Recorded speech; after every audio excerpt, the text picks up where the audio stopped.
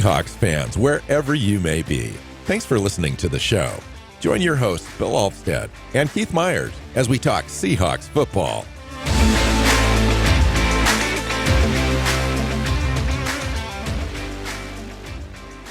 Hi, Seahawks fans. Welcome back to another episode of the Seahawks Playbook podcast. I'm your host, Bill Alvstead, sitting down with co-host Keith Myers here to talk Seahawks football. Quite a game today in Atlanta, coming to you right after the game to recap this game and provide reaction. Seahawks really at the end blew it wide open and run away with this game and win by a score of 34-14. And really, Seattle looked good in the first half. I thought on offense, they scored on 3 of their first 5 possessions, including that 31-yard touchdown reception by DK Metcalf to close out the first half there and take a halftime lead 17-7. And then in the second half, Seattle used 3 defensive turnovers on 3 consecutive drives against Atlanta to put the game away. Fun game all in all. There wasn't a lot of pressure. I didn't feel a lot of anxiety in this game. We did enough. I thought there were some, obviously, I think we struggled again in our run fits on defense. We allowed Bijan Robinson to kind of, I think he had 80 yards in the first half. I thought that Algier had like 34 yards on only 3 carries. This game could have gone a different direction. We executed well enough on offense, and then our defense came through with some big plays and big turnovers that we haven't seen in the last few weeks, and really a difference maker in this game. Keith, welcome in, man. Yeah, I mean, they really haven't had, they only had 4 takeaways the entire season, and then they had 3 today, and on 3 consecutive drives in the second half with the lead. So, it really wasn't something that we had grown to expect from them, but it was good to see. I mean, they really needed to start getting those opportunities, and they created those opportunities, right? They got pressure. They had a lead. They were forcing Cousins to look downfield and not, dump the ball off, dump it off. Jared Goff them to death. And when they started doing that, when they started, trying to get the ball down the field, that played into Seattle's hands with the pressure and, the cornerback play and safety play. So, it was good to see them do that. I wanted this, we can talk about the Bijan Robinson, stats, and, he ran for 4.9 yards a carry and went over 100 yards. A lot of them came on that one play when 3 different guys missed tackles, down the sideline. But in the end, it wasn't enough for Atlanta. They only scored 14 points. They, scored 7 in each half. It was a very much a situation where the defense did enough, because even though they could run against Seattle with some success, they weren't having a lot of success throwing the ball, and Seattle was doing enough stopping the run to not just have it just ran down their throats the entire game. I was a little worried. Yeah. I mean, I have to admit, it could have, like I said, I think it could have gone a different direction had it not been for those 3 turnovers. But those turnovers happened. So, I mean, but, I think I texted you at one point in the game. I was like, I have no idea why Atlanta's even throwing the ball right now, because they can just literally run at will against this defense. And they elected to kind of mix in some pass plays in there to my chagrin, because it helped this defense kind of get out of some third down opportunities for them, get off the field, get our offense back on, and allow us to score at the end of the half. And then the second half, it just felt like Seattle was in command, had the lead, and they weren't really going to allow Atlanta back into this game. And Seattle was going to continue to keep the pressure on with its offense. Of course, once the turnovers started happening, Seattle was dealing with some shorter fields and continued to put up the points. I thought Ken Walker looked fantastic today, even though he didn't reach the 100-yard marker on rushing the ball. He had some fantastic catches out of the backfield on his birthday, a couple of touchdowns. And I thought Gino looked fantastic. There were a couple of throws there where I think he was off the mark. We talked about that a little bit in our texts, but overall, I thought Gino really had command of this game, made some great throws when he needed to. I thought that throw to DK Metcalf at the end of the first half there was outstanding. I mean, it was stepping up into that great. pressure and just the firing that ball with tremendous confidence in there for DK to get that thing. And speaking of DK, Keith, he left the game with some sort of knee injury, carted off the field down the sideline. They showed a clip of that. Mm-hmm. So he also showed him running on it before that, testing it. So I don't think it's serious because he was running on it. So it was testing it out. It looked a little more precautionary. Yep. I've seen people run on ACLs, dude. So I can't. I'm not going to say it's an ACL. I'm just saying you've seen players run on bad knee injuries before and then never return. But my hope is that it's something that's it's more of a contusion type of an injury, and we'll see how that goes this week. It was on that play when he went up, caught the ball, and then had his legs taken out from underneath him, and he landed, ball first, upside down on the sideline for an incompletion. It happened on that play, but his knee also hit. Yeah, his knee hit the ground, but it didn't hit. There was no weird bending, no odd angles. It was just like it got smacked really hard. So I'm agreeing with you. I think it's going to be probably a contusion type injury. Hopefully he'll be able to play next week. Even if he can, it's only going to probably be 1 week that he's out. So I'm not that worried about that injury at this moment. We'll see if I'm wrong, but at least as of right now, I don't feel terrible about that game or about that particular injury. I loved the JSN pass to DK Metcalf.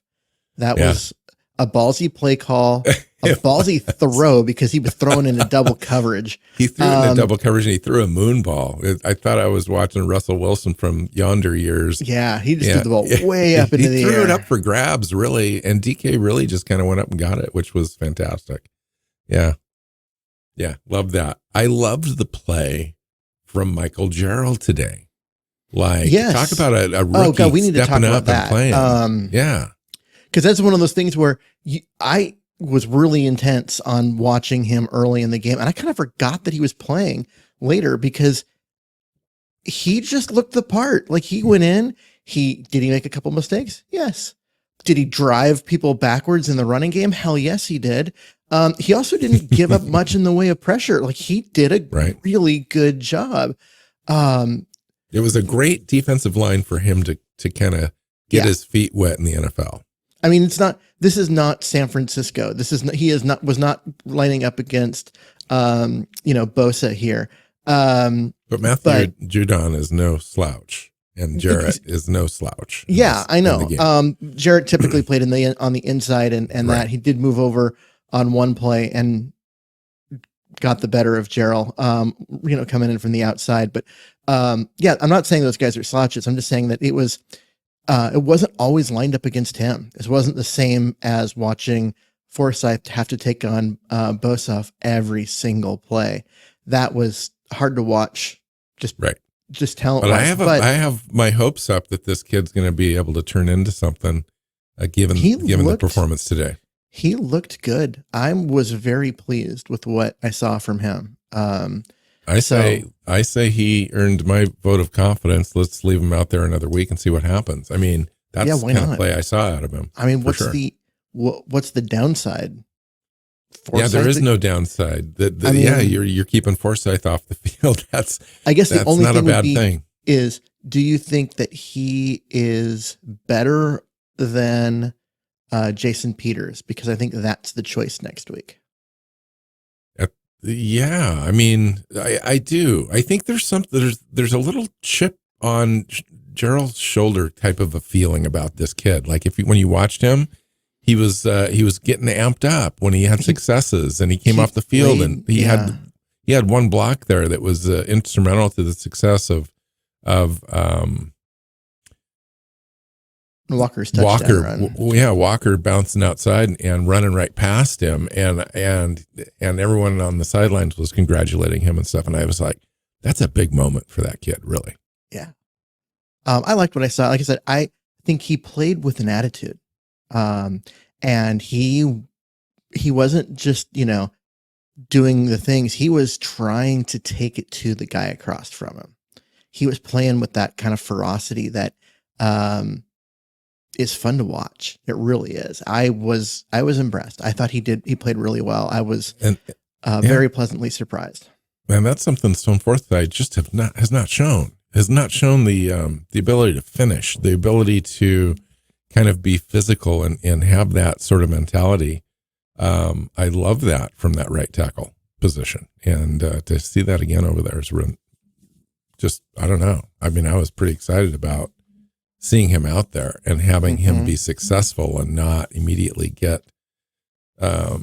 let the other guys into his chest, let the other guys kind of own that position at the line of scrimmage. And so it was very encouraging to me. Now, you got to take it with a grain of salt. This is probably one of the easier defensive lines he's going to see all season. But nonetheless, I'll take it. And then the entire offensive line, I thought, played well. Geno Smith did face some pressure, but they only allowed one sack. And overall, I thought it allowed Geno Smith to really throw with confidence and be able to run the offense He had as more intended. time in this game. He had better pockets, more time. Yeah, there were times he was, getting, running for his life and getting pressured and whatnot. But compared to the last few games, he had significantly more time.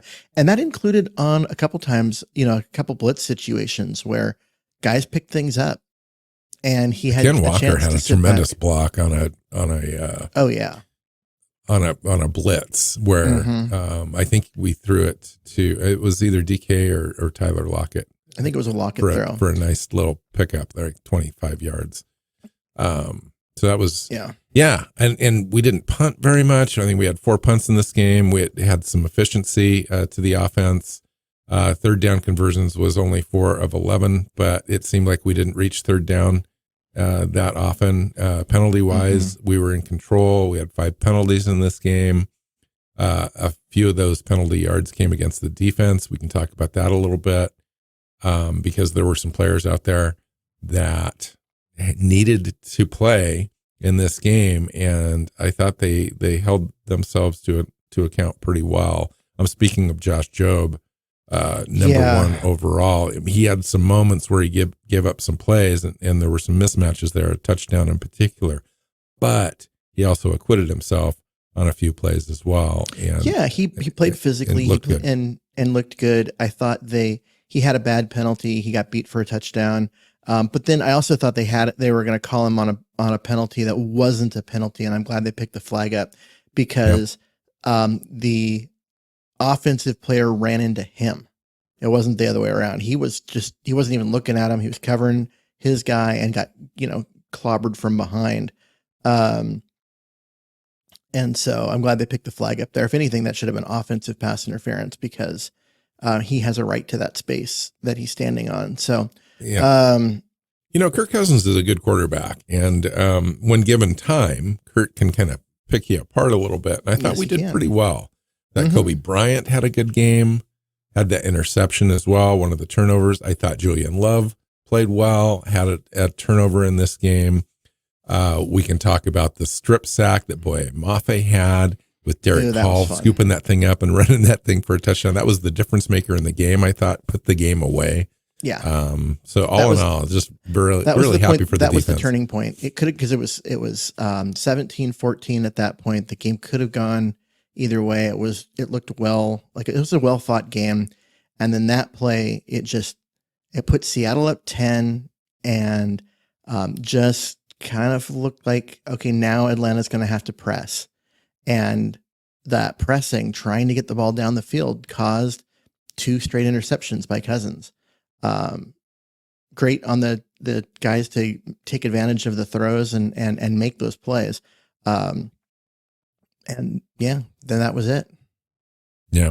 Boy, that closing speed of Boye Mafe is something else. I just didn't know that he was going to get there. And sure enough, he just did that last step, just thrust him into that into the ball there with the great mitt that he's got, and right before the motion forward on that pass caused the fumble. Derek Hall was right there, showed great speed, getting to the outside there and taking that thing in. This was exciting to watch that. This team has been so close for a few weeks just on trying to get some turnovers to happen, and they just happened in bunches in this game, and maybe that kind of turns the tide for them, gives them a little bit more confidence going forward. Yeah, I was happy to see the offense not turn the ball over. That's been a problem. Geno's had quite a few turnovers this year. So has DK Metcalf, had a couple fumbles, right? And so for the defense to be doing the one turning the ball, getting the ball back, turning it over, and the offense controlling the ball, that +3 was important. They were at -6 for the season coming into this. So they're averaging losing the turnover battle every week by 1. And that's going to make for a long season. So this definitely, we got to hope that this is something that you can turn around and work with, because Atlanta is not a bad offensive team. No. They're actually very good. Very well balanced team. Yeah, they're a very good offensive team. They run the ball extremely well, as we saw in this, but they also play action well. They throw the ball well. It's a great team overall, like offensively. Seattle gave up 14 points. That's it. Well, they had 385 yards. Now I can imagine without those 3 turnovers, Keith, this game is a completely different game. So hats off to the defense. I mean, the defense really rose up and gave this team that victory. That was the difference maker in this game. Although on offense, we still had 339 total yards, 236 passing yards. Had a couple of touchdowns. I thought they had some balance there on rushing the ball. I wish they'd ran it more. They felt like they got away from the run for a while. And it kind of just, they started out the game pounding the ball, and it worked really well. And then they kind of got away from the run again, and they were throwing the ball a lot. And then when they came back to the run, suddenly the offense worked better again, and they were able to drive down and get that last touchdown. So I'd like to see this team continue to work on having more balance offensively. I agree. And that, that balance does lead to those explosive play opportunities. And we saw that in this game. The Seahawks averaged 6.1 yards per play in this game. And that was because of some of those explosive plays we saw from Geno Smith. And of course, Ken Walker had a few nice breakout runs as well. DK. And DK had almost 400 or 100 yards receiving on 4 catches. Yeah, 4 for 99. So yeah. I hope he's not hurt seriously. Yeah, he had a good game. I like you look at how the ball is distributed, right?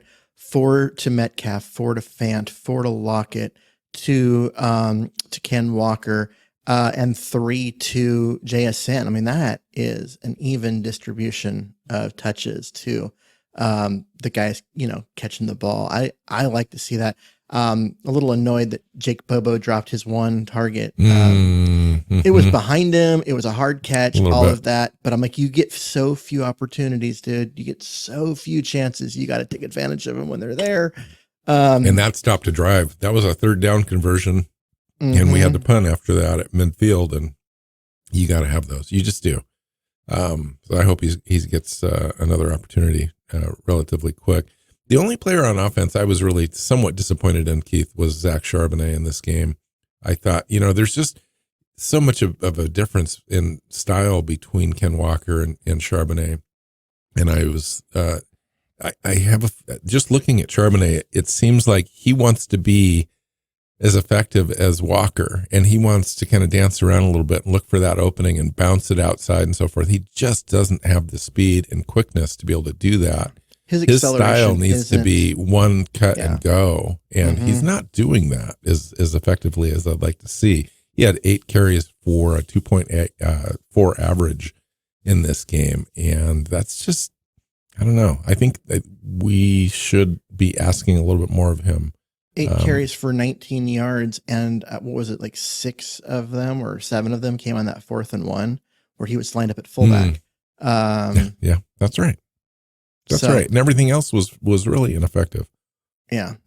He was tentative in this game. He was stopping his feet. He was, dancing around. He wasn't hitting holes.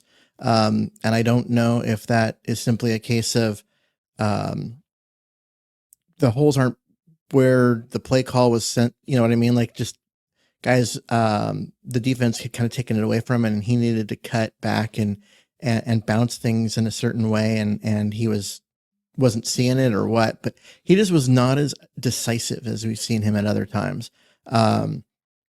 And he needs to be, because he doesn't have the acceleration that Ken Walker has. He can't go from, full stop to full speed, in 2 steps, in order to run around guys. He needs to get that head of steam going and then to run guys over. That's who Zach Charbonnet is. And so when he stops his feet like that, it's never going to result in good things. So for me, I think the player of the game for me in this game is actually like Kobe Bryant. Yes, I would agree with that. Kobe Bryant was active. He was all over the field making plays. It's 7 total tackles, 4 solo, the interception, and really just kind of all over. Now, there were some plays where I thought, he had some angle issues. Of course, the entire defense did. Keith, I want to talk to you about that a little bit. Just the angles that these players are taking against the run. They're taking themselves out of plays. They're overrunning. They're taking the bad angles. They're coming up short. They're just a little late. It's just really frustrating to watch as the game is progressing. Now, we faced some great running backs in this game. Nonetheless, I worry that this is it. This is all we're going to get all year. Even though they had really 10 days to prep for this game and really point of emphasis, they wanted to make sure that they were able to effectively stop the run. And I don't know that they necessarily did that, especially considering the 3 turnovers. I think if Atlanta had further opportunities to have possession of the ball, it may have even looked worse than it actually was. I don't know. Yeah, it may have, but they did get the turnovers and they did the things. And, Bijan Robinson is a legit talent. I mean, he is. Agreed. His balance, his ability to just keep his feet, his balance through pretty hard contact is not something that you see very often, even in the NFL. I mean, there were some bad angles and there were a couple of plays. Like I was just thinking of the one that he ran down the sideline where 2 guys both took a bad angle. And at the same time. And he bounced around them in equal effectiveness. I think it was Spoon and Pritchett. Yeah. Witherspoon. Yep. And you're like, okay, what happened there? But at the same time, the dude's got speed that you don't expect. And so that might have been part of it. Against most running backs, that angle works and you knock him out of bounds right there and it's done. But against him, it didn't. And he got down the sideline. Kobe Bryant had to chase him down and make a play. So I would agree with you that Bryant had a good game. He had a great game. Yeah, he made a couple mistakes. Whatever. Everybody did. But he made some plays. And how many times have we heard that? Kobe Bryant had a great game. Yeah, honestly. He did. He was out there playing, starters minutes and had a good game. Just was really solid in his communication and his, picking up guys as they came through his zone. Made a lot of smart plays, made some plays, got that pick. Yeah. He had a really good game, and I think we need to give him credit for it. Especially because this is a guy that's being pressed into service. You've got a defensive backfield that is just in shambles with injuries. Just so many guys hurt. And so Bryant's got to get better soon. Bryant's got to come in and play, and he's got to play, essentially starting strong or starting free safety with Love moving up into the strong safety spot. And okay, I think he stepped up and did well in there. I'm a little surprised that it was him and not Kayvon Wallace, being given those snaps, but well, that I think we saw why the coaches believed in him over Kayvon Wallace, because he played really well. So, hats off to Bryant for getting the job done. Yeah, it was tough. I mean, Trey Brown and Woolen out of there, Artie Burns, obviously, and so you're left with Witherspoon and Pritchett and Josh Joby off the practice squad, and Theon Hicks, and it's a tough time for those guys. I'm hoping Woolen and Brown are back for the Bills, and we'll just have to kind of see if they can start to get this defense healthy. It was great having Byron Murphy back. I loved seeing him out there. Oh yeah, he made some plays. He made some plays. I don't know how he Dre showed Jones up on looked good in terms of stats. I think he had 2 tackles was what he was given credit for, but he had his hand in Kirk Cousins' face on a number of throws, getting pressure. He made some, just blew up some running plays without making a tackle, just because he was in the backfield and they had to cut before they even got to the line. He was nice to have back. They've needed him. No, absolutely. Anything else that you want to cover that we haven't talked about yet? I want to say that it was nice to see, guys in there making plays. Roy Robertson Harris, he made a big play, I think on a third down run. And I was like, oh yeah, he's on the team. I kind of forgot, because they just traded for him. He was actually in London when they traded for him. So he had to fly from London to Seattle to get ready for the game to then go back to Atlanta. So he's had a lot of flight Where miles. did you see him lining up the most? Was he at defensive end or outside outside linebacker, or more of a he was at 3-tech? He was 3-tech, 5-tech, 3-4 defensive end. So he was not outside. Yeah. But yeah, I mean, he was in, I think the difference in depth with having him and Byron Murphy back showed in this game. Like, they've been lacking depth on the defensive line, and it was nice that they finally had it back. And hopefully we can see a similar thing happen with the secondary, because right now the secondary is banged up. And they need to get some of those guys back, because when, Josh Job, is it Job or Joby? I think it's Job. He played a lot in this game, and he played a lot. And a guy that's not even on the roster, like, I was surprised at how much he played. And I know with all the guys hurt, because you've got 3 cornerbacks, injured, that I was still surprised at how much he played. I figured they'd move Kobe Bryant in and have him be the slot guy, and let Kayvon Wallace, be the free safety, do that kind of situation, and keep some more veteran guys in there. But no, they went with the kid, and well, I mean, it was him or D. Williams, out there, and obviously I think they trusted his ball skills better than D. Williams. Well, but I still think, I mean, at corner, yes, but Kobe Bryant can be a slot safety.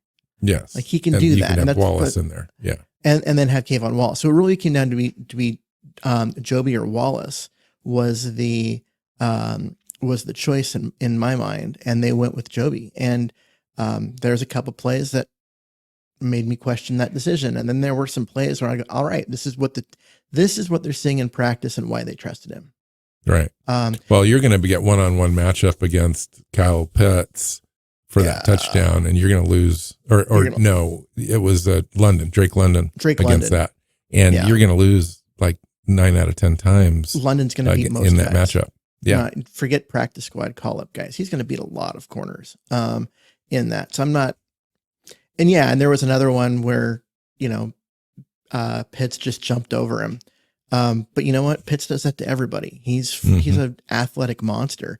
I mean, that's one of the things about Atlanta's offense is they've got guys, they've got dudes.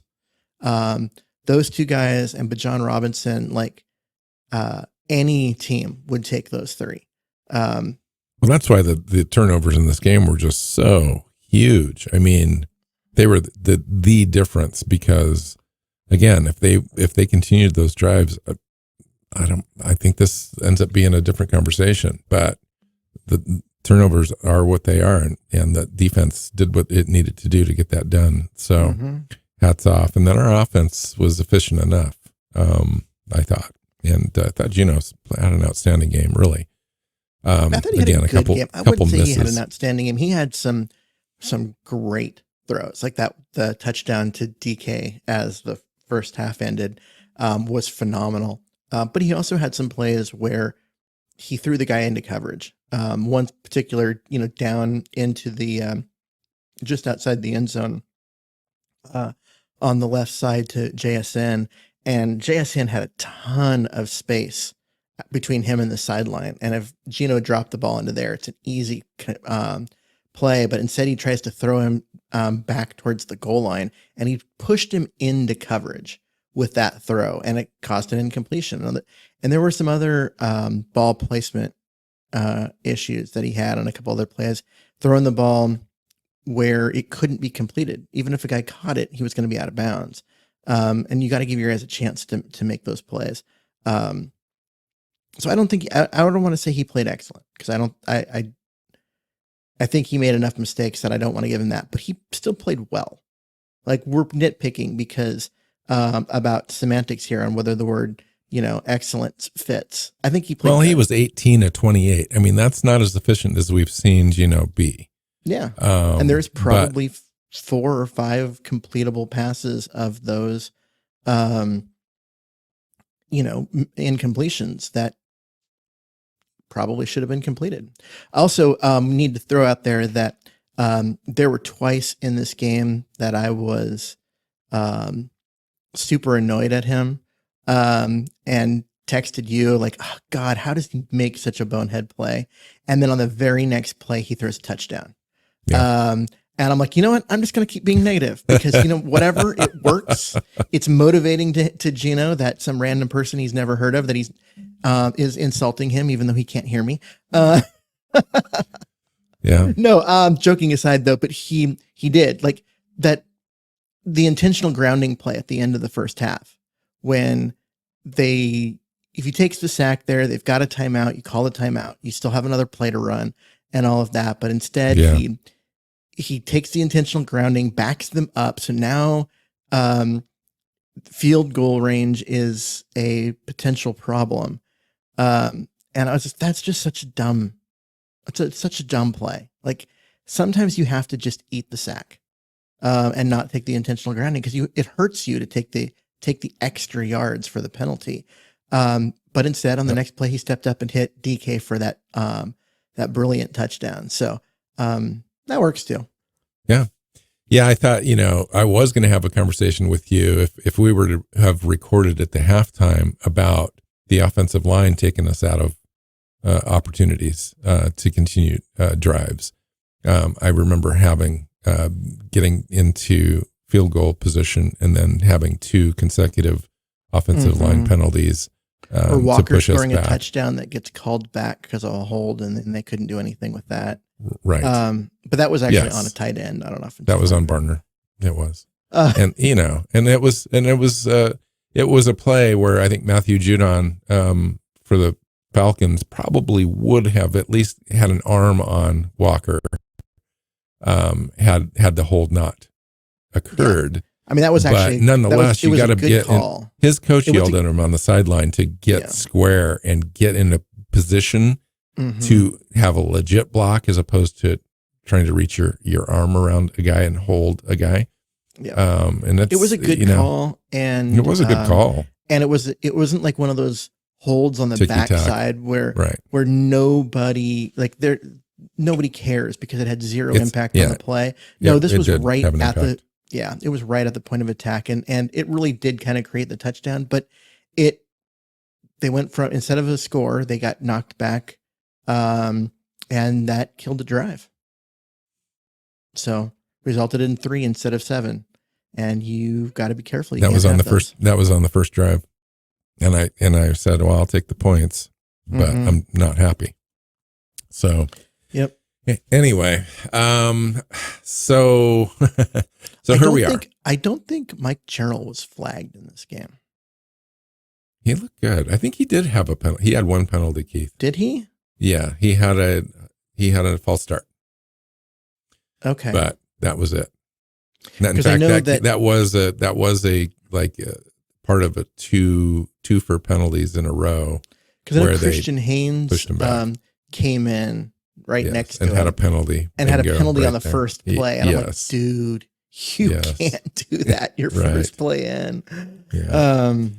All in all, though, I'll give them credit. They played a decent game and good enough for the offense to be to have the playbook wide open. Okay, so here we are, Keith. We're 4-3 now. This is exactly your prediction. Yep. For this point in the season, and here come the Buffalo Bills. And whatchamacallit, who they just traded for, Amari Cooper, on his very first play from scrimmage for the Bills, scores a touchdown for them. Yep. So welcome to Seattle next week. So I love this matchup, though. Like, if our defense kind of get back together and we get a couple players back, particularly Woolen, I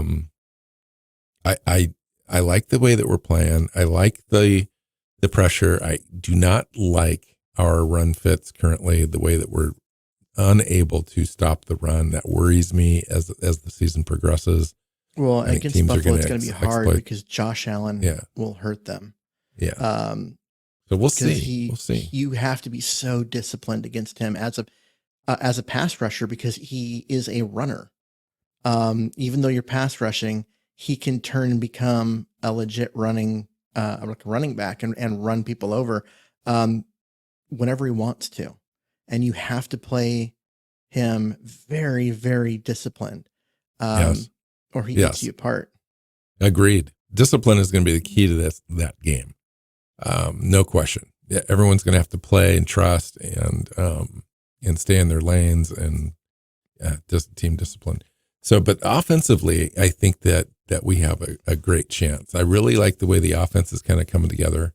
As long as our offensive line stays somewhat good at pass blocking and run blocking, and we eliminate the penalties so that we're not taking ourselves out of positive yardage drives, I think we've got a great shot at that game.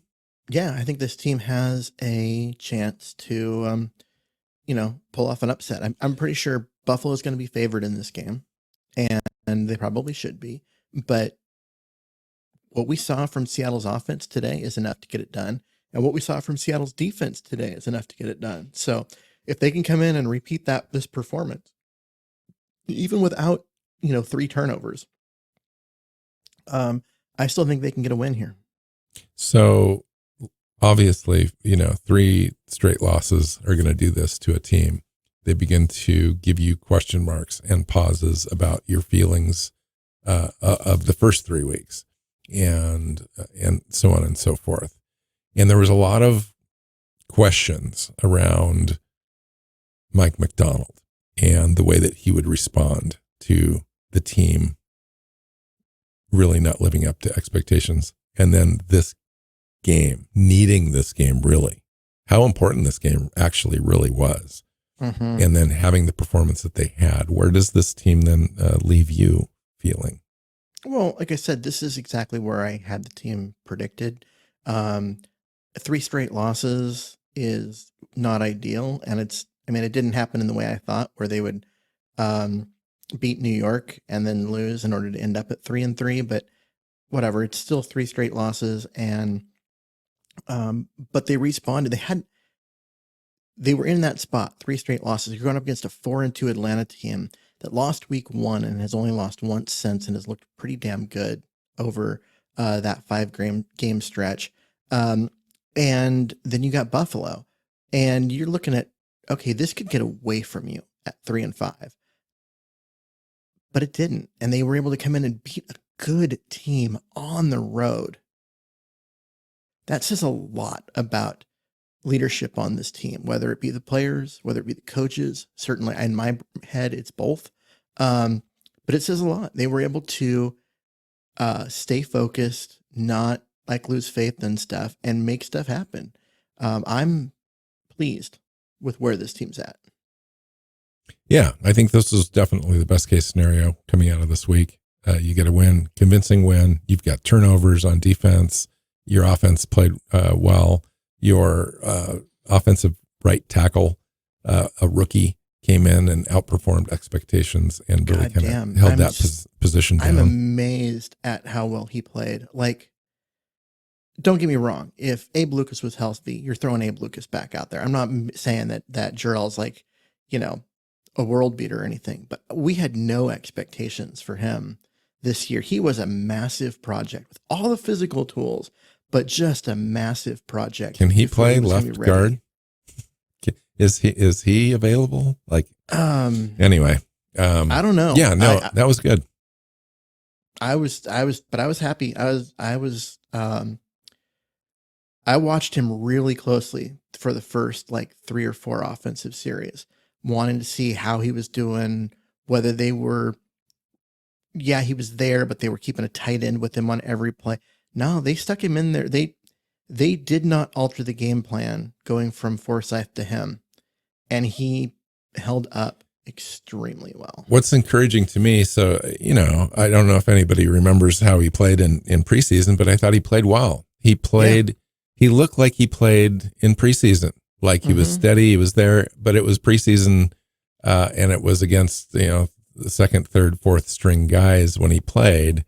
Although I thought he looked solid to me, he still looked solid. Like he'd still played like he played in the preseason and held his own out there. And that was extremely encouraging to me. Like I thought that was a mental thing, like the physical tools that he has. It's the mental thing, building up some playing strength, all that kind of stuff. I thought it's really played well. It's just knowing, having the technique and not being fooled with the moves and counter moves. And then it's one thing to be able to do that against lesser guys, but these are, NFL starters are going to, you make a small misstep, they're going to make you pay for it. And his technique was good. His technique was solid. Like that's why he was effective. And that is, like I said, this was a project. This was a guy that was that you keep him because he looked good enough in preseason. Yeah, we didn't even know if he would make the roster. Yeah. But other than that, you were kind of expecting him to be one of those, healthy scratches most weeks. And because he's a project, he's not like someone you're expecting to come in and play a lot this year. But it's the idea that there's something to develop there, that you might have something special later. And for him to get pressed into service this early and to hold his own, it's very pleasing to watch. It's a very nice development for the Seahawks, where they really needed it on the offensive line. Fourth string offensive tackle, Michael Jarrell. Yep. Okay, so let's get back at this thing next week. We're going to come up with a preview show for the Bills towards the beginning of the week, I think, is what we're doing. And that'll be a fun game. It'll be a nice test for Seattle at home against the Bills. Against a good football team. It'll be fun. Yeah, good football team. You can find Keith on Twitter at MyersNFL. You can find me at NW Seahawk. The show is Seahawks Playbook Podcast. Find us on your favorite podcast platform and our YouTube channel. Hit that subscribe button. Leave us a comment. And we'll see you next time. Until then, go Hawks. Go Hawks. Seahawks Playbook Podcast listeners, thanks for joining us for another edition of the show. You can find us on Twitter. Bill is at NW Seahawk. Keith is at MyersNFL. And the show is at Hawks Playbook. You can listen and subscribe to the show at SeahawksPlaybook.com.